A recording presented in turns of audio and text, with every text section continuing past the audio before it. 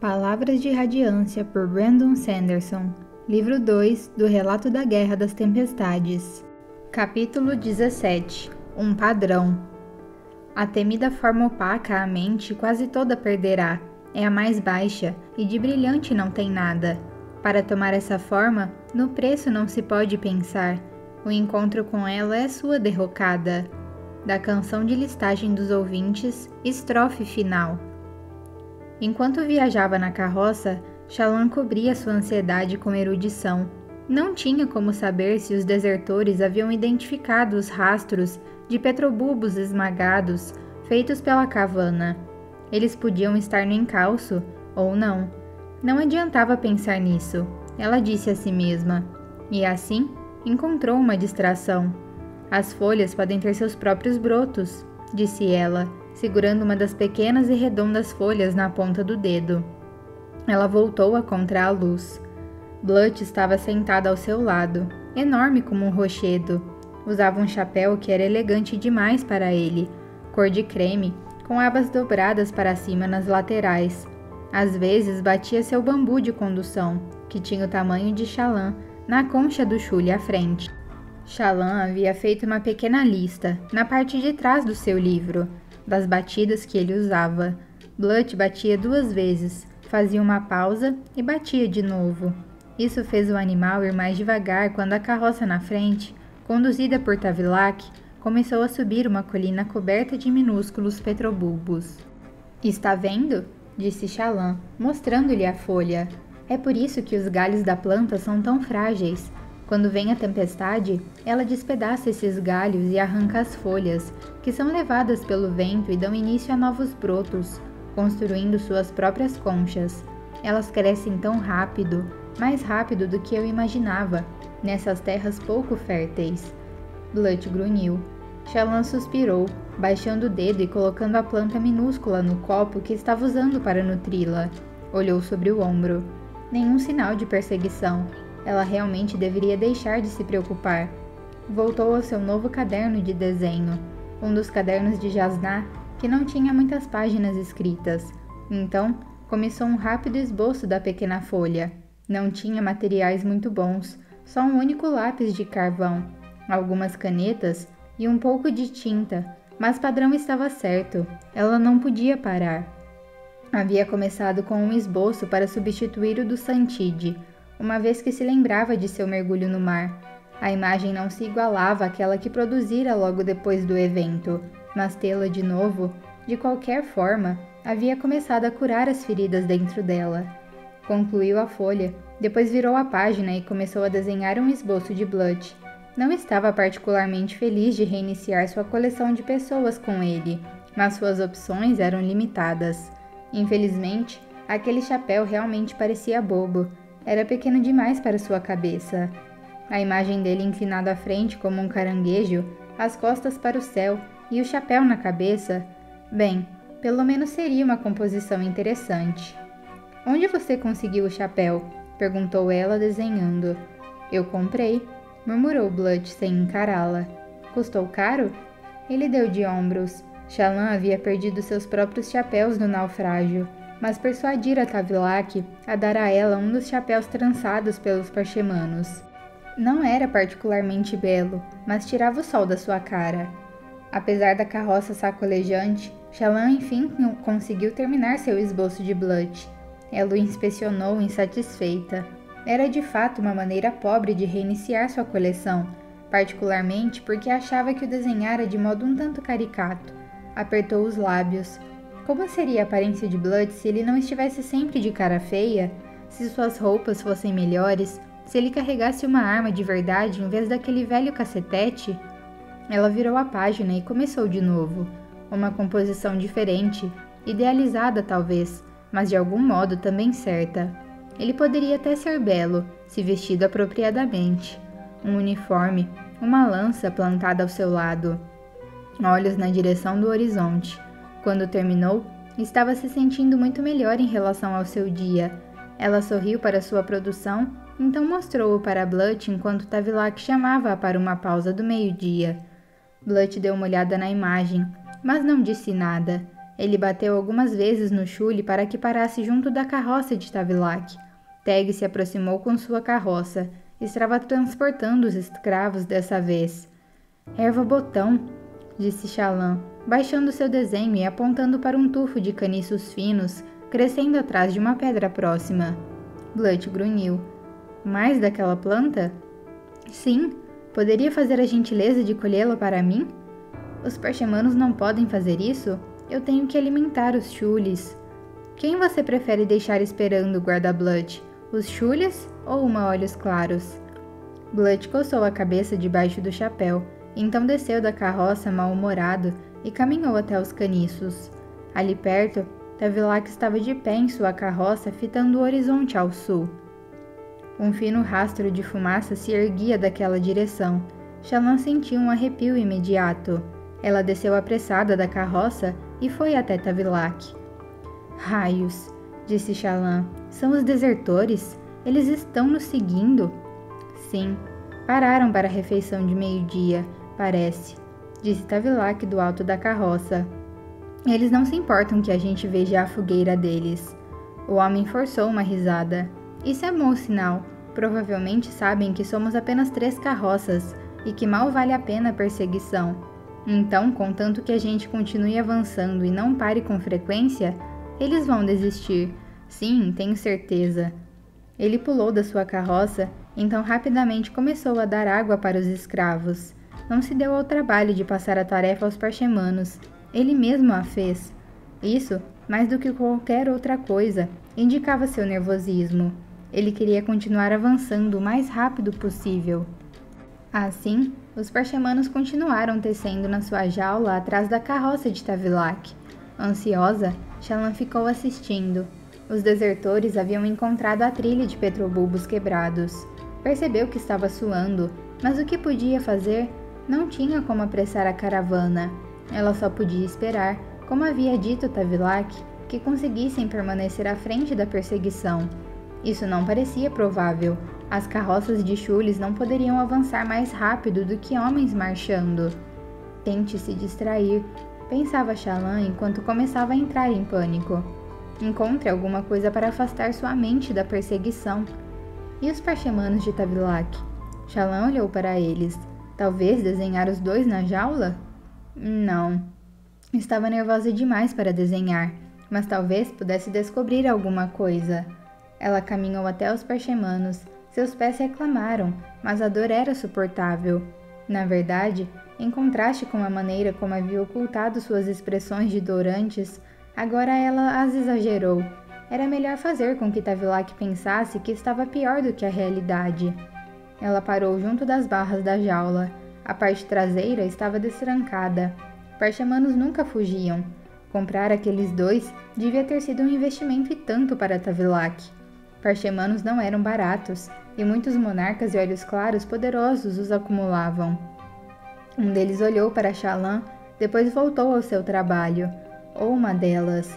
Era difícil diferenciar os homens das mulheres sem despilos.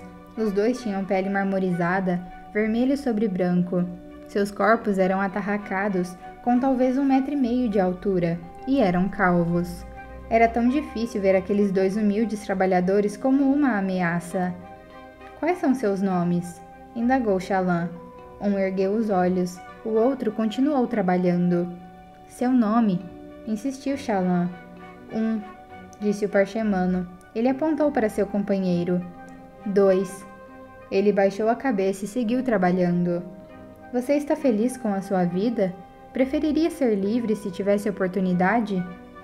O parchemano a encarou e franziu o senho. Ele enrugou a testa, articulando com os lábios algumas das palavras. Depois, balançou a cabeça. Não compreendia. Liberdade? Insistiu Chalan. Ele se curvou para trabalhar. Ele realmente parece incomodado, pensou Chalan, com vergonha por não entender. Sua postura parecia dizer, por favor, pare de fazer perguntas. Chalan pôs o caderno debaixo do braço e capturou uma lembrança dos 2 trabalhando ali. Eles são monstros malignos, ela disse a si mesma, assertiva. Criaturas lendárias que logo vão tentar destruir tudo e todos ao seu redor. Ali, olhando para eles. Achava difícil acreditar nisso, muito embora houvesse aceitado as evidências. Raios, Jasná tinha razão. Convencer os Olhos Claros a se livrarem de seus parchemanos seria quase impossível. Ela precisaria de provas muito sólidas. Perturbada, caminhou de volta até seu banco e subiu, não se esquecendo de fazer uma cara de dor. Blunt havia deixado para ela um punhado de erva-botão, e agora cuidava dos chules. Tavilac estava pegando um pouco de comida para um almoço rápido, que eles provavelmente comeriam em movimento. Ela se tranquilizou e forçou-se a desenhar algumas plantas próximas. Logo passou para um esboço do horizonte e das formações rochosas ali perto. O ar não parecia tão frio quanto nos seus primeiros dias com os mercadores de escravos, embora seu hálito ainda soltasse vapor todas as manhãs. Quando Tavilac passou, lançou a ela um olhar desconfortável. Ele a tratava muito diferente desde seu confronto na fogueira, na noite passada. Shallan continuou desenhando. O terreno ali era certamente muito mais plano do que na sua terra natal, e havia muito menos plantas, embora fossem mais robustas. E aquilo era outra coluna de fumaça à frente? Ela se levantou e protegeu os olhos com a mão. Sim, mais fumaça. Ela olhou para o sul, na direção dos mercenários que os perseguiam. Ali perto, Teg parou, notando o mesmo que ela. Ele foi até Tavilac e os dois começaram a discutir. Comerciante Tavilac? Shallan recusava-se a chamá-lo de mestre comerciante, seu título apropriado como um comerciante pleno. Gostaria de ouvir sua discussão. Naturalmente, Luminosa, naturalmente. Ele foi até ela, torcendo as mãos. A senhorita viu a fumaça à frente. Entramos em um corredor entre as planícies quebradas e as criptas rasas e suas vilas próximas. Há mais tráfego aqui do que em outras partes das terras geladas, sabe? Então não é inesperado encontrar outros. Quem são as pessoas na nossa frente? Outra caravana, se tivermos sorte. E se tivermos azar? Ela não precisou perguntar. Seriam mais desertores ou bandidos. Podemos evitá-los, disse Tavilac. Só um grupo grande usaria fazer fumaça para refeições de meio-dia, já que há um convite ou um aviso. As caravanas pequenas como nós não se arriscam a fazer isso. Se for uma caravana grande, eles terão guardas, boa proteção, meditou Teg, esfregando a testa com um dedo grosso. Ele olhou para o sul. Sim, respondeu Tavilac, mas também podemos estar nos colocando entre dois inimigos. Perigo por todos os lados. Os homens atrás de nós vão nos alcançar, Tavilac, replicou Shallan. Um caçador aceita voltar para casa com um vison se não conseguir encontrar um Thelmy, disse ela. Esses desertores precisam matar para sobreviver aqui. Você não disse que provavelmente haveria uma grande tormenta esta noite? Sim, admitiu Tavilac relutante. 2 horas depois do pôr do sol, se a lista que comprei estiver certa. Eu não sei como os bandidos geralmente passam as tempestades, mas eles obviamente estão dedicados a nos caçar. Aposto que planejam usar as carroças como abrigo depois de nos matar. Não vão nos deixar ir embora. Talvez, respondeu Tavilac. Sim, talvez. Mas, Luminosa, se nós estamos vendo aquela segunda coluna de fumaça à frente, os desertores também estão. Concordou Teg, como se houvesse acabado de pensar nisso. Vamos cortar para o leste. Os assassinos podem ir atrás do outro grupo? Vamos deixá-los atacar outros em vez de nós? Disse Shallan, cruzando os braços. O que mais espera que a gente faça, Luminosa? Replicou Tavilac, exasperado. Nós somos pequenos caranguejos, sabe? Nossa única escolha é ficar longe das criaturas maiores e torcer para que elas caçem umas às outras. Shallan estreitou os olhos, inspecionando aquela pequena coluna de fumaça à frente. Seriam os seus olhos, ou ela estava se tornando mais espessa. Olhou para trás. Na verdade, as colunas pareciam ser do mesmo tamanho. Não vão caçar presas tão grandes quanto eles, pensou Shallan. Eles abandonaram o exército e fugiram. São covardes. Ali perto, podia ver Blunt olhando para trás também, contemplando a fumaça com uma expressão que não conseguia decifrar. Repulsa? Nostalgia? Medo? Não havia nenhum espreno para oferecer-lhe uma pista. Covardes ou apenas homens desiludidos, pedras que começaram a rolar morro abaixo, indo tão rápido que não sabiam como parar? Não importava. Aquelas pedras esmagariam Shallan e os outros, se tivessem a oportunidade. Cortar caminho pelo leste não funcionaria. Os desertores seguiriam a presa fácil, carroças lentas, em vez da presa potencialmente mais difícil que estava em frente. Vamos na direção da segunda coluna de fumaça, disse ela sentando-se. Tavilac a encarou. Não é você quem... Ele parou de falar quando Shallan o fitou. Você, disse Tavilac, umedecendo os lábios. A senhorita não... Chegará nas planícies quebradas tão rápido, Luminosa. Se ficarmos presos a uma caravana maior, sabe, pode ser ruim. Resolverei o problema se ele surgir, comerciante Tavilac. Os que estão à frente vão continuar avançando, advertiu Tavilac. Podemos chegar naquele acampamento e descobrir que já se foram. Nesse caso, eles estarão indo rumo às planícies quebradas ou vindo nesta direção, ao longo do corredor que vai para as cidades portuárias. Vamos encontrar com eles de um modo ou de outro. Tavilac suspirou, então assentiu, mandando Teg se apressar. Shallan ficou ali sentindo-se empolgada. Blunt voltou e assumiu seu assento. Então empurrou algumas raízes murchas na direção dela. O almoço, aparentemente. Pouco depois, as carroças começaram a seguir para norte, com a carroça de Shallan ficando na terceira posição dessa vez.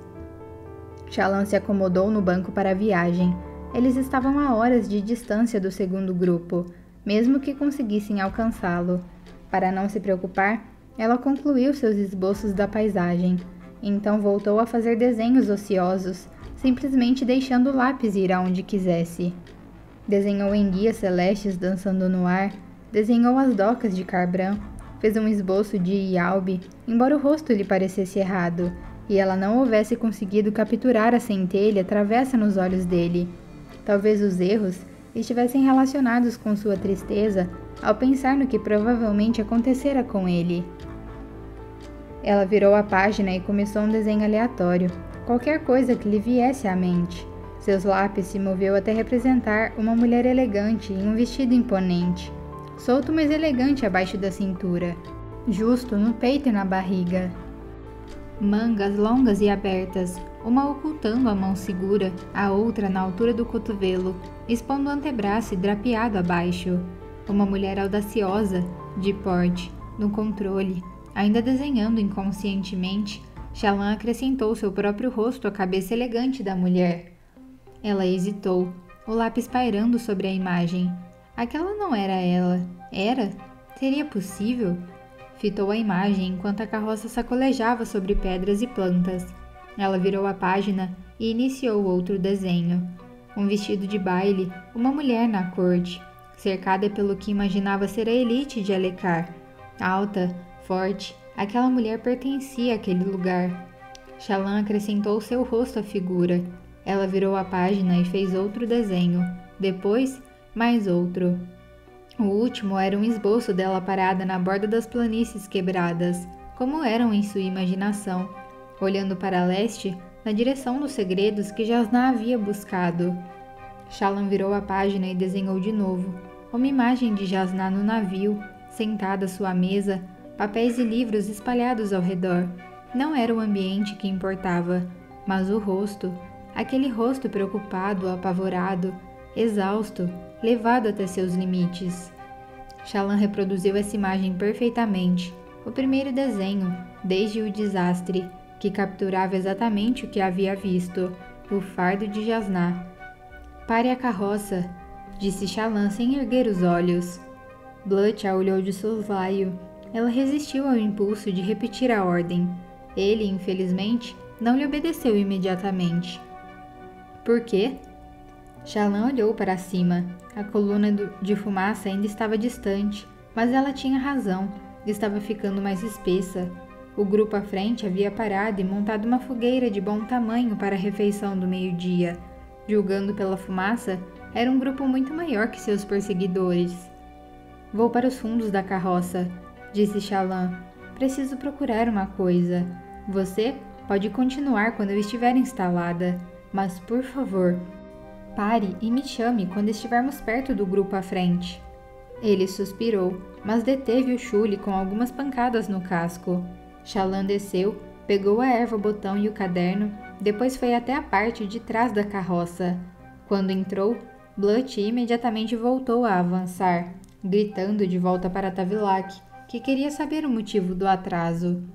Com as paredes encaixadas, sua carroça tinha sombra e privacidade, ainda mais porque era a última na fila, de modo que ninguém podia olhar pela porta traseira. Infelizmente, viajar ali não era tão confortável quanto ir na frente. Aqueles minúsculos petrobulbos causavam uma quantidade surpreendente de balanços e trancos. O baú de Jasnah estava amarrado junto da parede da frente. Ela abriu a tampa, deixando as esferas no interior fornecerem uma parca iluminação. Depois, se acomodou em sua almofada improvisada. Uma pilha de panos que Jasnah havia usado para envolver os seus livros, o cobertor que usava à noite, já que Tavilac fora incapaz de lhe fornecer um. Era o forro de veludo que havia arrancado do baú. Recostando-se, ela descobriu os pés para aplicar a nova seiva de erva-botão. As feridas haviam formado casca e a condição havia melhorado muito desde o dia anterior. Padrão? Ele vibrou de algum lugar ali perto.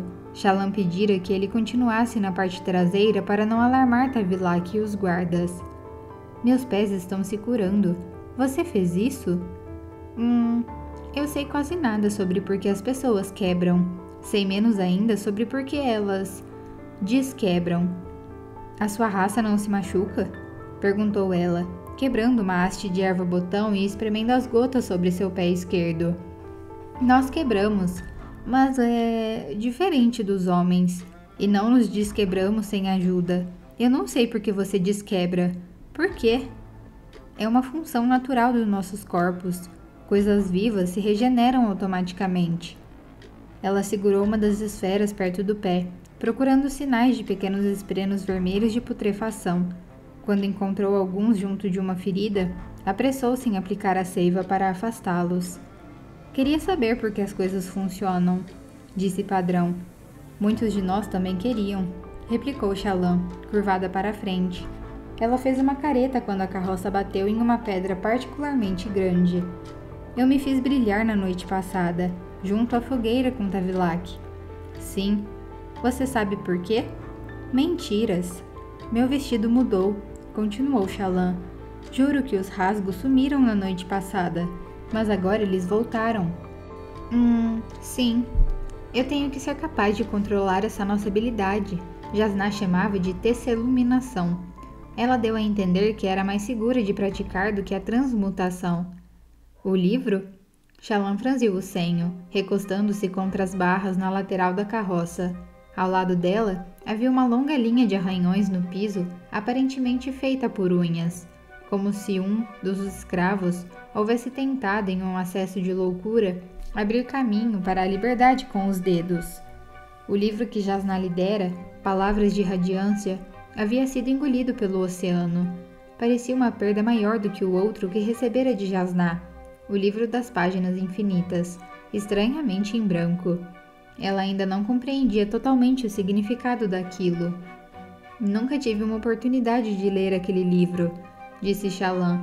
Vamos ter que procurar outra cópia quando chegarmos às planícies quebradas. Mas como o destino deles era um acampamento de guerra, ela duvidava que houvesse muitos livros à venda. Shallan segurou uma das esferas diante de si. Ela estava escurecendo, por isso precisava ser reinfundida. O que aconteceria se a Grã Tormenta chegasse a eles ainda não tivessem alcançado o grupo à frente? Será que os desertores forçariam caminho através da tempestade para alcançá-los? E, potencialmente, a segurança das suas carroças? Raios, que confusão! Ela precisava de uma vantagem. Os cavaleiros radiantes formavam um laço com o espreno, disse Shallan, mais para si mesma do que para Padrão. Era como um relacionamento simbiótico, como um pequeno caranguejo vivendo em uma casca pétrea. O caranguejo remove o líquen, obtendo comida, mas também mantendo a casca pétrea limpa. Padrão zumbiu confuso. Eu sou a casca pétrea ou o caranguejo? Tanto faz. respondeu Shallan, girando a esfera de diamante nos dedos. A minúscula gema no interior brilhava com uma luz vigilante, suspensa no vidro. Os fluxos, as forças que regem o mundo, são mais maleáveis para os esprenos. Ou, bem, como os esprenos são pedaços desses fluxos, talvez isso signifique que são melhores em influenciar uns aos outros. Nosso vínculo me fornece a capacidade de manipular um dos fluxos, nesse caso, luz, o poder da iluminação. Mentiras, sussurrou o Padrão. E verdades. Shallan agarrou a esfera no punho, a luz brilhando através da pele, fazendo com que sua mão parecesse vermelha. Desejou que a luz entrasse nela, mas nada aconteceu. Então, como faço funcionar? Talvez comê-la? Sugeriu o Padrão, movendo-se para a parede ao lado de sua cabeça. Comê-la? Perguntou Shallan, cética. Eu não precisei comê-la antes para obter a luz das tempestades. Mas pode funcionar. Tente! Duvido que eu consiga engolir uma esfera inteira, mesmo que eu quisesse, o que com certeza não quero. Fez Padrão, suas vibrações fazendo a madeira tremer. Essa não é uma das coisas que os humanos gostam de comer, então? Raios, não! Você não tem prestado atenção? Eu tenho, disse ele com uma vibração irritada. Mas é difícil entender. Você consome algumas coisas e as transforma em outras coisas. Coisas muito curiosas, que você esconde. Elas têm valor, mas você as deixa para trás. Por quê? Já chega dessa conversa, disse Shallan, abrindo o punho e segurando a esfera novamente.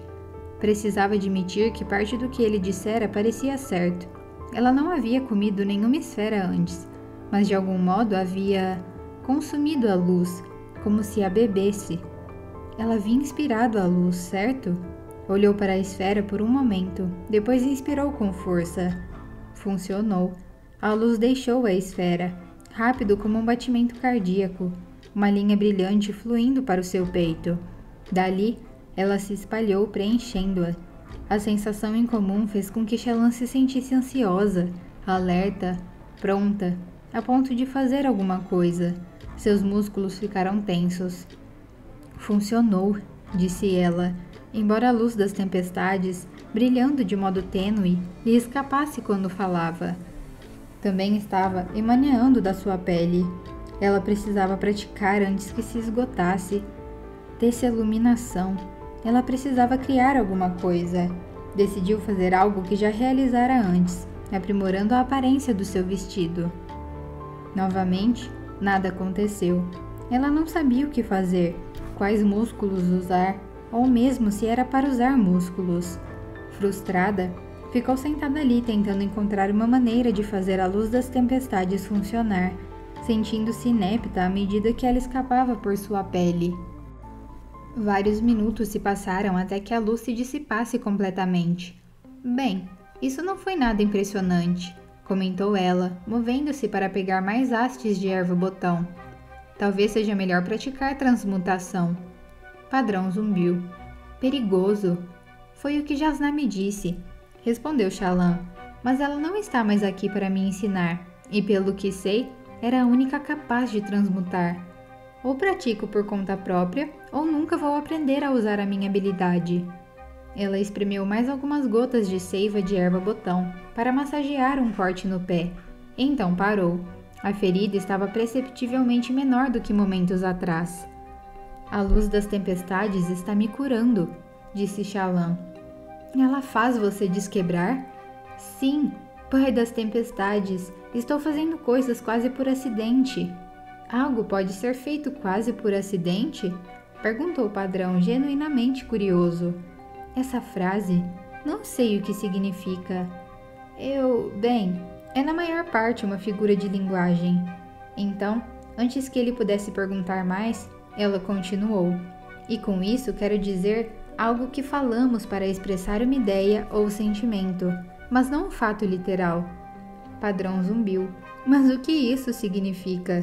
Perguntou Shallan, massageando o pé com erva-botão de qualquer jeito. Quando você zumbi assim, o que está sentindo? Empolgado. Sim, faz tanto tempo desde que alguém aprendeu sobre você e sua raça. Shallan espremeu mais seiva nos seus dedos do pé. Você veio aprender?